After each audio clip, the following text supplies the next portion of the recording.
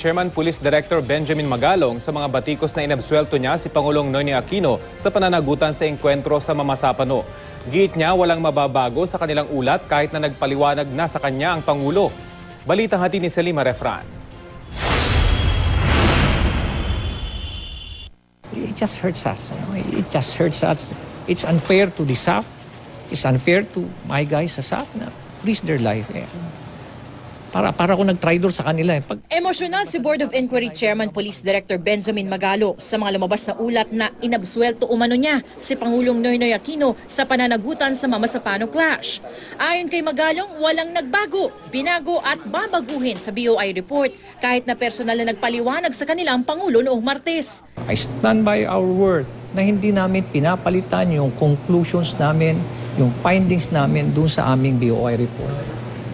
At yung meeting ni Presidente, it does not at all affect yung aming report na ginawa. Malinaw daw sa BOI report na may paglabag daw sa chain of command ng PNP at di nila babawiin ito. Matatanda ang direktang nakapag-usap si Aquino kay resigned PNP Chief Alan Purisima at dating SAF Director Getulio Napeñas para sa Oplan Exodus. Very clear, it starts with the Chief Philippine National Police. The President is not part of that. Hindi. Kaya, anong liability niya? Wala. Kaya we just stated the fact. The President exercised his prerogative, which is true. Hindi ba? Which is true. Kaya lang, he bypassed the chain of command. He dealt directly with General Napeñas.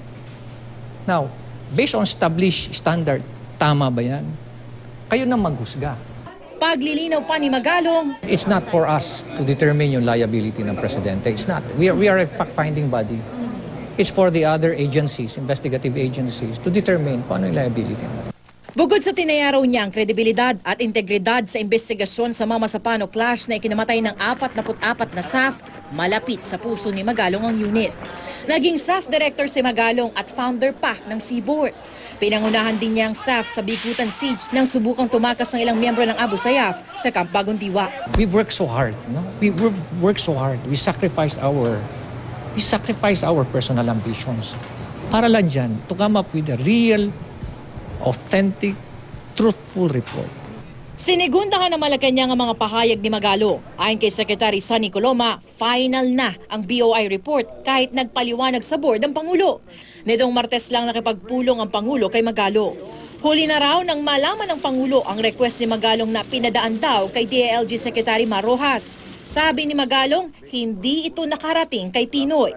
Sinubukan naming kunin ang pahayag ni Secretary Rojas pero ayon sa kanyang opisina, abala ang kalihim. Nang tanungin ng Malacanang kung bakit hindi na lang nagkusa ang Pangulo na ibigay ang kanyang affidavit sa BOI o ang messages sa kanyang cellphone, sabi ni Coloma na sinusunod lang daw ng Pangulo ang separation of powers. Dapat maging independent yung mga fact-finding activities na yan.